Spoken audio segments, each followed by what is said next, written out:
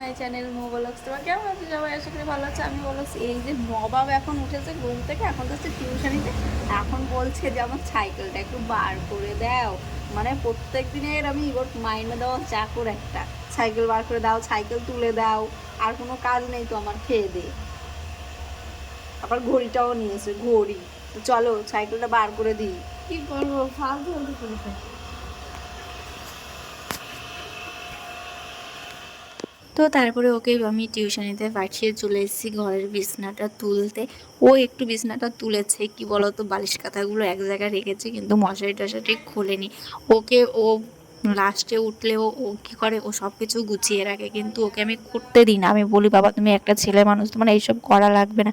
কিন্তু ও বলে যে মা তোমারও তো কষ্ট হয়ে যায় তার জন্য। তো ও গুছিয়ে রাখে, যখন বলি তখনই কাজ করে দেয় আমাকে। একটা গুড বয় আমার। তারপরে দেখো এখানে আমি ভালো করে সেইগুলোকে গুছিয়ে নিচ্ছি। আর ও এক জায়গা তো রাখতে পারছিল না, তাই ভাবলাম যে আমি এক জায়গায় ভাঁজ করে ভালো করে রেখে দিই। ছোট মানুষ কি করবে বলো। তারপরে দেখো এখানে কিন্তু আমি ঘর মুছতে চলে এসেছি। আমি কিন্তু একবার ঘর মুছেছি, তারপরেও আবার একবার ঘর মুছতে হচ্ছে কেন জানো? আমাদের বাড়ির সামনে যে রাস্তাটা, সেই রাস্তাটা আজ থেকে 11 বছর আগে একবার ঠিক হয়েছে, আর এখন এই যে একটু ঠিক হচ্ছে।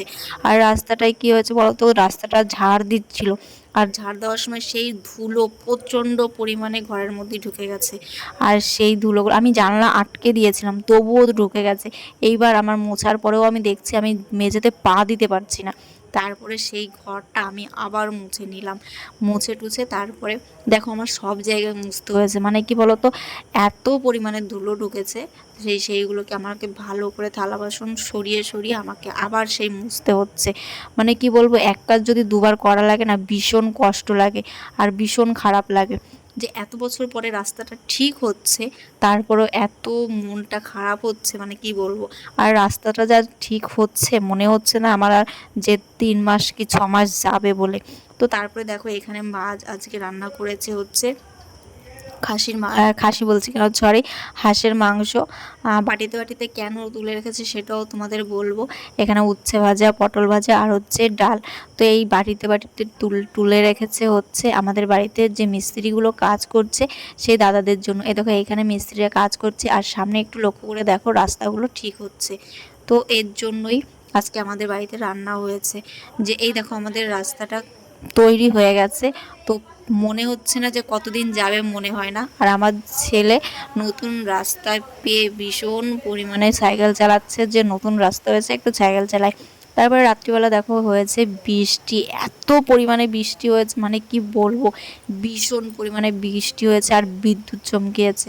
তো তারপরে এখানে বৃষ্টিটা হচ্ছে, আর আমি কিন্তু রুটি ছানছি এই পাশে, তাও তোমাদের দেখাবো, কারণ আজকে আমি একটু রাত্রে রুটি করব।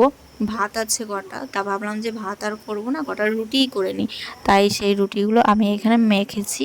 তো দেখো এই যে মাখা হয়ে গেছে, আমি অল্প করেই মেখেছি, কারণ আমার ছেলে খাবে, বাবা খাবে, আর মা খাবে, আর কেউ খাবে না, আর আমরা ভাত খেয়ে নেব। তারপরে এখানে আটা মেখে রেখেছি, এখন আমি বানাবো হচ্ছে রুটি। তো এখানে বৃষ্টিটা একটু হলেও কমেছে। তো কমার পরে দেখো একটু কমেছে বৃষ্টিটা, হালকা পরিমাণে একটু কমেছে, হাওয়াও দিচ্ছিল প্রচুর। তারপরে দেখো এখানে আমি রুটি বানাতে চলে আসলাম আবার। এই যে রুটি বানাচ্ছি, তো রুটি বানানো হয়ে গেছে প্রায়, আর একটা রুটি আছে। ভিডিওটা কেমন লাগলো? ভিডিওটা যদি ভালো লাগে like comment share and subscribe করে দেবে, আর যারা ফেসবুক থেকে দেখছো ফলো করে নেবে। আর নেক্সট ভিডিওর জন্য অপেক্ষা করো। চলো টাটা।